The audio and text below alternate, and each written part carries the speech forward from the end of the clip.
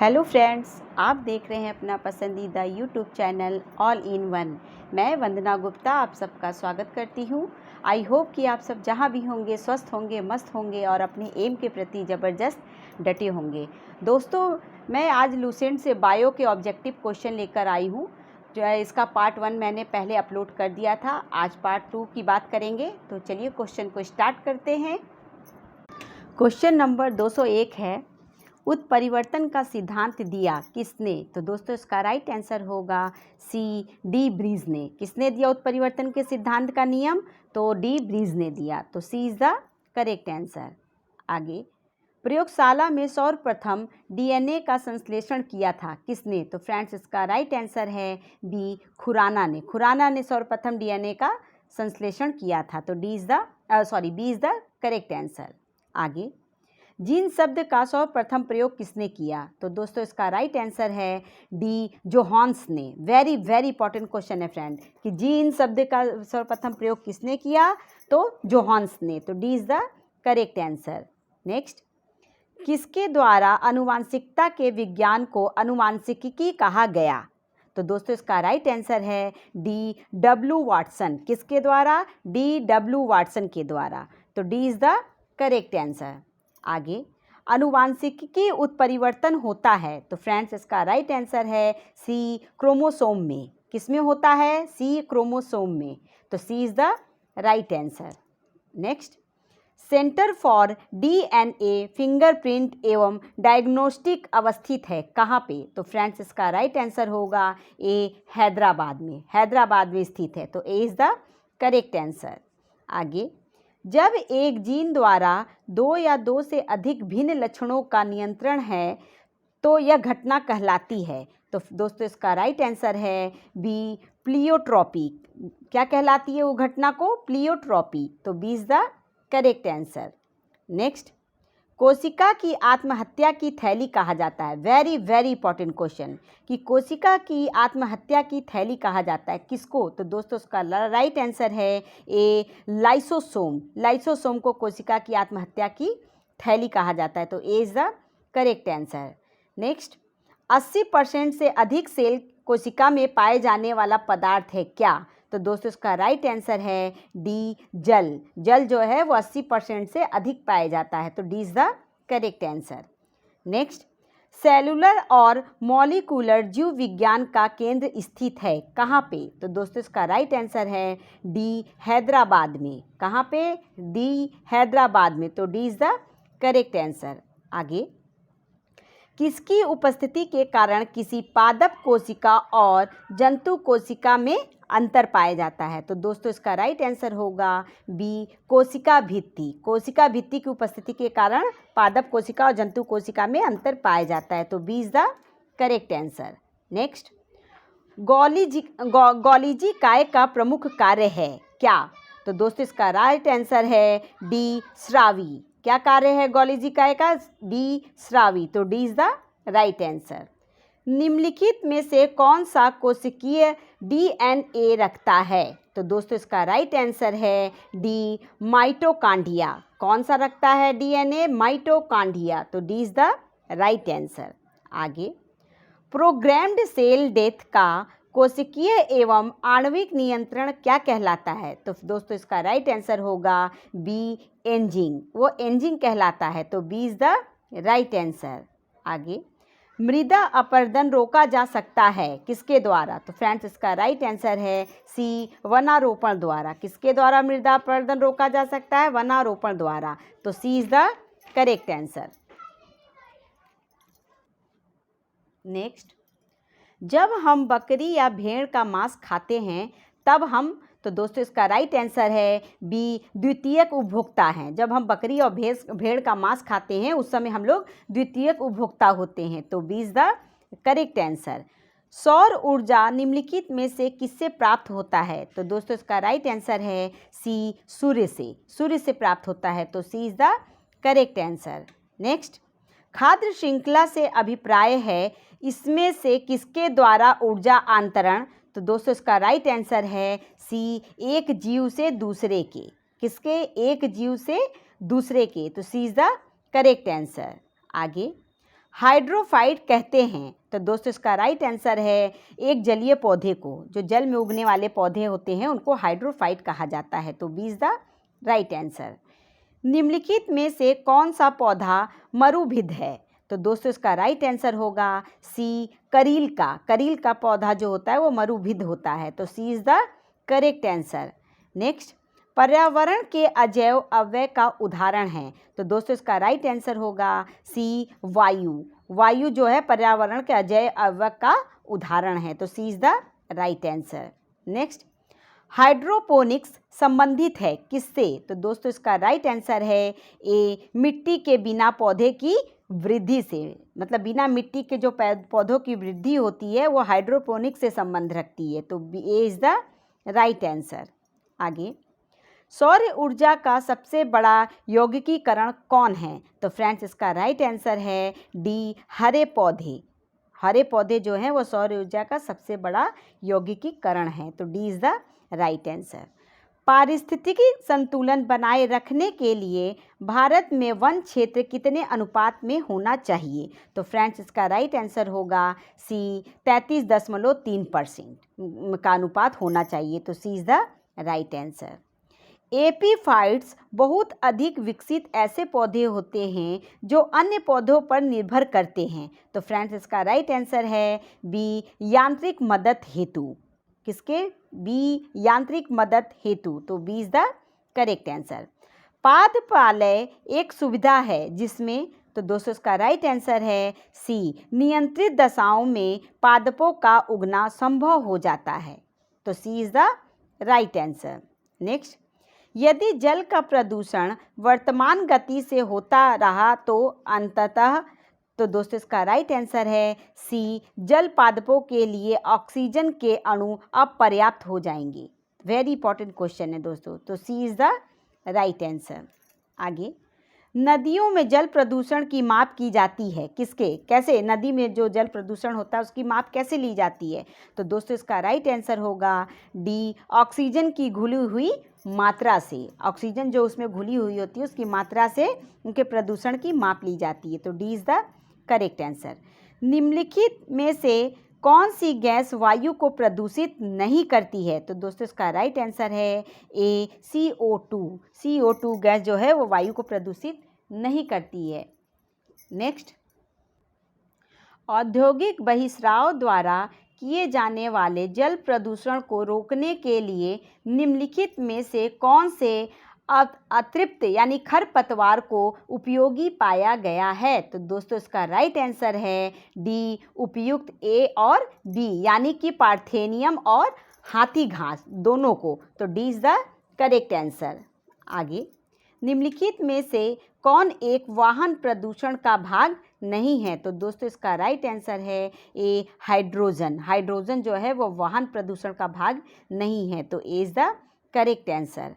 आगे, ऊर्जा के किस रूप में प्रदूषण की समस्या नहीं होती है? तो दोस्तों इसका राइट आंसर है डी, सौर ऊर्जा। सौर ऊर्जा में प्रदूषण की समस्या नहीं होती है। तो D is the correct answer.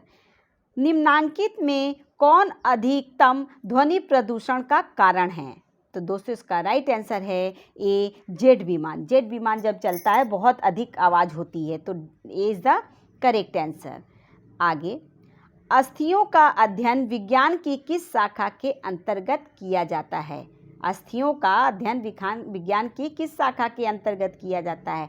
तो दोस्तों इसका राइट आंसर है बी, ऑस्टियोलॉजी। ऑस्टियोलॉजी के अंतर्गत बोन यानी कि हड्डी का अध्ययन किया जाता है। तो B is the correct answer. Next, palaeontology के अंतर्गत अध्ययन किया जाता है। Very very most important question. Palaeontology के अंतर्गत किसका अध्ययन किया जाता है? तो दोस्तों इसका राइट आंसर है डी, जीवाश्मों का। किसका? डी, जीवाश्मों का। तो D is the correct answer. आगे, तितलियों का अध्ययन क्या कहलाता है? Very very important question. तितलियों का अध्ययन क्या कहलाता है? तो दोस्तों इसका राइट आंसर है सी, लेपिडेटेरियोलॉजी। क्या कहलाता है? लेपिडेटेरियोलॉजी। तो C is the correct answer. आगे, मछलियों से संबंधित अध्ययन कहलाता है? मतलब जिसमें मछली का अध्ययन किया जाता है, किस में किया जाता है? तो दोस्तों इसका राइट आंसर है सी, इक्थियोलॉजी। इक्थियोलॉजी में मछलियों से संबंधित अध्ययन किया जाता है, तो C is the correct answer. Next, ornithology में अध्ययन होता है किसका? तो दोस्तों इसका राइट आंसर है ए, पक्षियों का। पक्षियों का अध्ययन ऑर्निथोलॉजी में किया जाता है। आगे, वंशागति के नियम के अध्ययन को कहते हैं? तो दोस्तों इसका राइट आंसर है सी, अनुवांशिकी। क्या कहते हैं? सी, अनुवांशिकी। तो C is the correct answer. आगे, कीटों से संबंधित जीव विज्ञान की शाखा कहलाती है? वेरी वेरी इंपॉर्टेंट क्वेश्चन है। कीटों से संबंधित जीव विज्ञान की शाखा कहलाती है क्या? तो फ्रेंड्स इसका राइट आंसर है ए, मैमोलॉजी। मैमोलॉजी जो है वो कीटों से संबंधित जीव विज्ञान की शाखा कहलाती है, तो ये is the right answer. Next, जनसंख्या का अध्ययन कहलाता है? तो फ्रेंड्स इसका राइट आंसर होगा ए, डेमोग्राफी। डेमोग्राफी जो है जनसंख्या का अध्ययन कहलाता है। जेरोंटोलॉजी निम्नलिखित में से किसके अध्ययन से संबंधित है? जेरोंटोलॉजी निम्नलिखित में से किससे अध्ययन से संबंधित है? तो दोस्तों इसका राइट आंसर होगा डी, वृद्ध यानी कि बूढ़े से, तो D the right answer. Paediatrics निम्नलिखित में से किसके अध्ययन से संबंधित है? तो फ्रेंड्स इसका राइट आंसर होगा सी, शिशु रोग। शिशु रोग से संबंधित है पीडियाट्रिक्स, तो C is the right answer. प्लवमान जीन के सिद्धांत का प्रतिपादन किसने किया था? प्लवमान जीन के सिद्धांत का प्रतिपादन किसने किया था? Very important question. तो दोस्तों इसका राइट आंसर है सी, बारबरा मैक्लीटोंग। किसने? बारबरा मैक्लीटोंग ने, तो C is the correct answer. आगे, एडवर्ड जेनर निम्नलिखित में से किस रोग से जुड़े हैं? तो फ्रेंड्स इसका राइट आंसर होगा सी, चेचक। वो चेचक रोग से जुड़े हुए हैं, तो C is the correct answer. Next, निम्नलिखित में से वह वैज्ञानिक कौन है जिसने पहली बार रुधिर परिसंचरण की व्याख्या की थी? तो दोस्तों इसका राइट आंसर होगा B, William Harvey. William Harvey ने सबसे पहली बार रुधिर परिसंचरण की व्याख्या की थी, तो B is the right answer. हृदय का पहला प्रतिस्थापना किसके द्वारा किया गया था? तो दोस्तों इसका राइट आंसर है D, doctor Christian Bernard. Doctor Christian Bernard के द्वारा हृदय का पहला प्रतिस्थापना किया गया था, तो D is the right answer. DNA की संरचना को सबसे पहले किसने रेखांकित किया? वेरी वेरी इंपॉर्टेंट क्वेश्चन, कि डीएनए की संरचना को सबसे पहले किसने रेखांकित किया? तो दोस्तों इसका राइट आंसर होगा सी, वाटसन व क्रिक ने। नेक्स्ट, विकास का सिद्धांत निम्नलिखित में से किसके द्वारा प्रतिपादित किया गया था? तो दोस्तों इसका राइट आंसर है D, Charles Darwin. Charles Darwin के द्वारा विकास का सिद्धांत सबसे पहले प्रतिपादित किया गया था, तो D is the right answer. आगे, किसके द्वारा अनुवांशिकता के विज्ञान को अनुवांशिकी कहा गया? वेरी इंपॉर्टेंट क्वेश्चन, कि किसके द्वारा अनुवांशिकता के विज्ञान को अनुवांशिकी कहा गया? तो दोस्तों इसका राइट आंसर है D, W Watson. W Watson के द्वारा सबसे पहले कहा गया था, तो D is the right answer. निम्नलिखित में से कौन सा युग्म सुमेलित नहीं है? तो दोस्तों इसका राइट आंसर है ए, जोसेफ लिस्टर कुष्ठ रोग का उपचार। आगे, आधुनिक एंटीसेप्टिक सर्जरी का जनक कौन है? तो दोस्तों इसका राइट आंसर है ए, जोसेफ लिस्टर। एंटीसेप्टिक सर्जरी का जनक कहे जाते हैं, तो is the correct answer. Rabies के टीके की खोज किसने की थी? Very very most important question. Rabies के टीके की खोज किसने की थी? तो दोस्तों इसका राइट आंसर है बी, लुई पाश्चर ने। किसने? लुई पाश्चर ने, तो B is the correct answer. Natural selection का सिद्धांत किसने बनाया? नेचुरल सिलेक्शन का सिद्धांत किसने बनाया? तो दोस्तों इसका राइट आंसर होगा सी, डार्विन ने। किसने? डार्विन ने। आगे, हिस्टोलॉजी शब्द का सर्वप्रथम प्रयोग किसने किया था? तो दोस्तों इसका राइट आंसर है ए, मेयर ने। किसने? मेयर ने। मनुष्य की त्वचा सबसे मोटी होती है कहाँ की? मतलब मनुष्य की जो त्वचा होती है वो सबसे मोटी कहाँ की होती है? तो दोस्तों इसका राइट आंसर है बी, तलवे पर। जो हमारे तलवे होते हैं उसकी त्वचा सबसे मोटी होती है, तो B is the correct answer. Lacrimal ग्रंथियाँ स्रावित करती हैं क्या? तो दोस्तों इसका राइट आंसर है सी, आंसू। जो हमारे आँख से आंसू निकलते हैं वो लैक्राइमल ग्रंथियाँ स्रावित करती हैं, तो C is the correct answer. Next, मनुष्य के शरीर में सबसे लंबी कोशिका होती है, कौन सी? तो दोस्तों इसका राइट आंसर है सी, तंत्रिका कोशिका। कौन सी? तंत्रिका कोशिका, तो C is the right answer. Next, तंत्रिका ऊतक की इकाई है क्या? तो दोस्तों इसका राइट आंसर होगा बी, न्यूरॉन। न्यूरॉन जो है वह तंत्रिका ऊतक की इकाई है। आगे, निम्नलिखित में से कौन ऊतक का उदाहरण है? तो दोस्तों इसका राइट आंसर है बी, रक्त। रक्त जो है ऊतक का उदाहरण है। नेक्स्ट, आनुवांशिकता के जनक कहे जाते हैं, वेरी वेरी इंपॉर्टेंट क्वेश्चन, कि आनुवांशिकता के जनक कौन कहे जाते हैं? तो दोस्तों इसका राइट आंसर होगा सी, मेंडल। कौन? सी, मेंडल। नेक्स्ट, जीन अवस्थित होते हैं, तो दोस्तों इसका राइट आंसर है ए, गुणसूत्रों में। हमारे जो गुणसूत्र होते हैं उसमें जीन अवस्थित होते हैं, तो A is the right answer. सर्वप्रथम प्रयोगशाला में जीन का संश्लेषण करने वाले वैज्ञानिक हैं, कौन? तो दोस्तों इसका राइट आंसर है D, Khurana. Very important question है, तो कौन सा? डी, खुराना। आगे, एक जीन एक एंजाइम सिद्धांत का प्रतिपादन किसने किया था? वेरी वेरी इंपॉर्टेंट क्वेश्चन, कि एक जीन एक एंजाइम सिद्धांत का प्रतिपादन किसने किया था? तो दोस्तों इसका राइट आंसर होगा सी, बीडल व टैटम ने। किसने? बीडल व टैटम ने, तो C is the right answer. प्रयोगशाला में सर्वप्रथम डीएनए का संश्लेषण किया था, किसने? तो दोस्तों इसका राइट आंसर है बी, खुराना ने। आगे, डीएनए का डबल हेलिक्स मॉडल किसने दिया? डीएनए का डबल हेलिक्स मॉडल किसने दिया? तो दोस्तों इसका राइट आंसर है सी, वाटसन व क्रिक ने। किसने? वाटसन व क्रिक ने।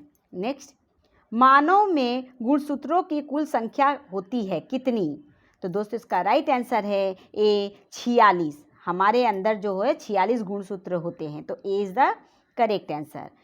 मनुष्य में कौन से क्रोमोसोम के मिलने से बालक का जन्म होता है? तो दोस्तों इसका राइट आंसर है सी, पुरुष का वाई व स्त्री का एक्स। पुरुष का वाई और स्त्री का एक्स मिलने से बालक का जन्म होता है, तो C is the right answer. Next, निम्नलिखित में से कौन एक लिंग संलग्न रोग है? निम्नलिखित में से कौन एक लिंग संलग्न रोग है? तो दोस्तों इसका राइट आंसर है सी, वर्णांधता। कौन? सी, वर्णांधता। आगे, लाल हरी वर्णांधता होने का कारण है, तो दोस्तों इसका राइट आंसर होगा बी, एक्स गुणसूत्रों की वंशागति। एक्स गुणसूत्रों की वंशागति लाल हरा वर्णांधता होने का कारण कहा जाता है, तो B is the right answer. Haemophilia में तो दोस्तों इसका राइट आंसर होगा बी, रक्त का थक्का नहीं बनता है। हीमोफीलिया जब होता है तो उसमें रक्त का थक्का नहीं बनता है, तो B is the right answer. Next, शिशु का पितृत्व स्थापित करने के लिए निम्नलिखित में से किस एक तकनीकी का प्रयोग किया जाता है? मतलब शिशु का पिता कौन है यह जानने के लिए किस एक तकनीकी का प्रयोग किया जाता है? तो दोस्तों इसका राइट आंसर होगा डी, डीएनए फिंगरप्रिंट। यानी कि डीएनए फिंगरप्रिंट से पता किया जाता है कि इस बच्चे का पिता कौन है। आगे, जैव विज्ञान को सर्वप्रथम किसने समझाया? तो दोस्तों इसका वेरी वेरी इंपॉर्टेंट क्वेश्चन है कि जैव विज्ञान को सर्वप्रथम किसने समझाया? तो दोस्तों इसका राइट आंसर होगा डी, लैमार्क ने। किसने? डी, लैमार्क ने। आगे, जीवों के प्राकृतिक चयन का सिद्धांत प्रतिपादित किया। वेरी इंपॉर्टेंट क्वेश्चन, जीवों के प्राकृतिक चयन का सिद्धांत प्रतिपादित किया किसने? तो दोस्तों इसका राइट आंसर है बी, डार्विन ने। किसने? बी, डार्विन ने। नेक्स्ट, योग्यतम की उत्तरजीविता का प्रतिपादन किया। वेरी वेरी इंपॉर्टेंट क्वेश्चन, योग्यतम की उत्तरजीविता का प्रतिपादन किया किसने? तो दोस्तों इसका राइट आंसर होगा बी, डार्विन ने। बी, डार्विन ने। उत्परिवर्तन के सिद्धांत के जन्मदाता हैं कौन? तो दोस्तों इसका राइट आंसर है सी, डी ब्रीज। कौन? सी, डी ब्रीज ने, तो C is the correct answer. आगे, समरूप अंग होते हैं, तो दोस्तों इसका राइट आंसर होगा बी, कार्य के समान। कौन सा? बी, कार्य के समान, तो B is the right answer. Next, समजात अंग होते हैं, तो दोस्तों इसका राइट आंसर होगा ए, रचना के समान। कौन सा? ए, रचना के समान समजात अंग होते हैं। आगे, निम्नलिखित में से कौन सा मनुष्य में अवशेषी अंग नहीं है? तो दोस्तों इसका राइट आंसर होगा सी, सामने वाले चपटे दांत। जो सामने के दांत होते हैं चपटे, वो अवशेषित अंग नहीं होते हैं। तो C is the right answer. आगे, विकास के उत्परिवर्तन का सिद्धांत प्रतिपादित किया था किसने? तो दोस्तों इसका राइट आंसर है डी, ह्यूगो डी ब्रीज ने।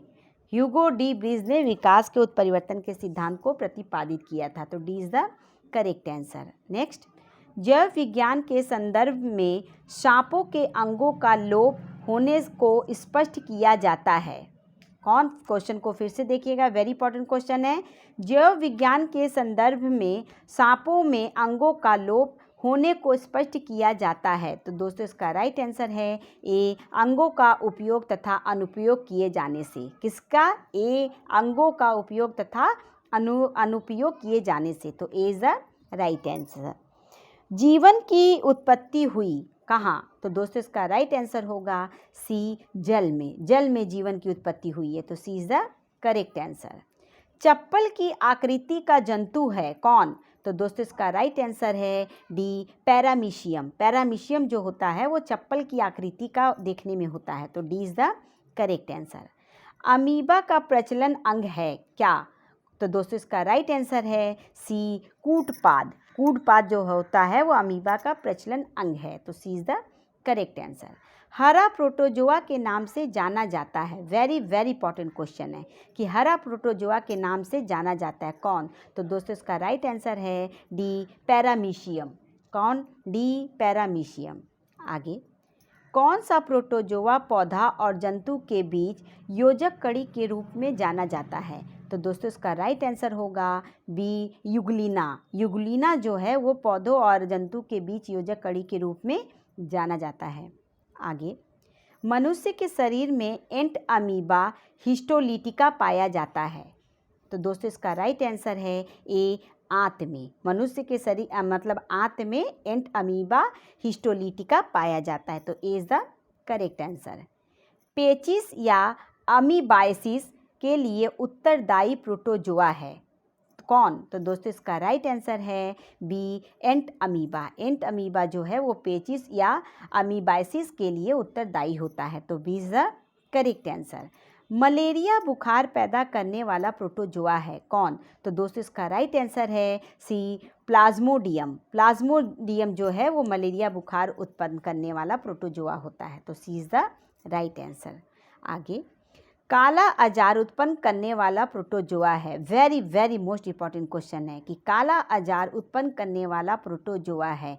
तो दोस्तों इसका राइट आंसर है डी, लिस्मेनिया। लिस्मेनिया जो है वो काला जो अजार उत्पन्न करता है। तो D is the right answer. Next, निद्रा रोग पैदा करता है। Very very important question. निद्रा रोग पैदा करता है कौन? तो दोस्तों इसका राइट आंसर है बी, ट्रिपेनोसोमा। कौन? ट्रिपेनोसोमा निद्रा रोग को उत्पन्न करता है। तो B is the correct answer. मनुष्य की आंत में रहने वाला एक कोशिकीय अरोगजनक परिजीवी प्रोटोजोआ है जो मनुष्य की आंत में रहता है। कौन है? तो दोस्तों इसका राइट आंसर है ए, ई कोलाई। कौन? ए, ई कोलाई। आगे, मच्छर में मलेरिया परजीवी का जीवन चक्र किसने खोजा? मतलब मच्छर में मलेरिया परजीवी का जीवन चक्र किसने खोजा? तो दोस्तों इसका राइट आंसर होगा बी, रोनाल्ड रॉस ने। किसने? बी, रोनाल्ड रॉस ने। आगे, नेक्स्ट, जापान में उपहार स्वरूप भेंट किया जाता है क्या? जापान में जो गिफ्ट देते हैं, उपहार देते हैं, तो क्या देते हैं? तो दोस्तों इसका राइट आंसर है सी, यूप्लेक्टेला। क्या? सी, यूप्लेक्टेला। तो C is the correct answer. आगे, वीनस की पुष्प मंजूषा या वीनस के फूलों की डालियां के नाम से जाना जाता है। तो दोस्तों इसका राइट आंसर है डी, यूप्लेक्टेला। यूप्लेक्टेला को हम वीनस की पुष्प मंजूषा या वीनस के फूलों की डालियां के नाम से जाना जाता है, जो जापान में गिफ्ट के रूप में दिया जाता है। आगे, निम्न में से किसमें रक्त नहीं होता है किंतु श्वसन करता है? कि इसमें से कौन सा ऐसा है जिसमें खून नहीं होता है लेकिन वह सांस लेता है? तो दोस्तों इसका राइट आंसर है सी, हाइड्रा। हाइड्रा ऐसा है जो जिसमें खून नहीं होता है लेकिन वो सांस लेता है। आगे, प्रवाल क्या है? तो दोस्तों इसका राइट आंसर है बी, एक समुद्री जीव। प्रवाल जो है वो एक समुद्री जीव है, तो B is the right answer. Jellyfish के नाम से जाना जाता है किसको? तो दोस्तों इसका राइट आंसर है सी, ऑरिलिया। ऑरिलिया को हम जेली फिश के नाम से जानते हैं, तो C is the correct answer. समुद्री एनीमोन के नाम से जाना जाता है, वेरी वेरी इंपॉर्टेंट क्वेश्चन, कि समुद्री एनीमोन के नाम से जाना जाता है कौन? तो दोस्तों इसका राइट आंसर है डी, मेडिट्रियम। कौन? मेट्रीडियम को हम लोग समुद्री एनीमो के नाम से जानते हैं, तो D is the correct answer. Next, Portuguese man of war के नाम से जाना जाता है, वेरी इंपॉर्टेंट क्वेश्चन है कि प्रोटोग्यूज मैन ऑफ वर के नाम से जाना जाता है कौन? तो दोस्तों इसका राइट आंसर है ए, फाइसेलिया। कौन? ए, फाइसेलिया, तो A is the correct answer. So friends, आपको मेरा वीडियो कैसा लगा? अगर अच्छा लग रहा हो तो प्लीज़ इसको लाइक करिए, सब्सक्राइब करिए और कमेंट करके बताइए। तो आज के लिए बस इतना ही, तब तक थैंक यू सो मच।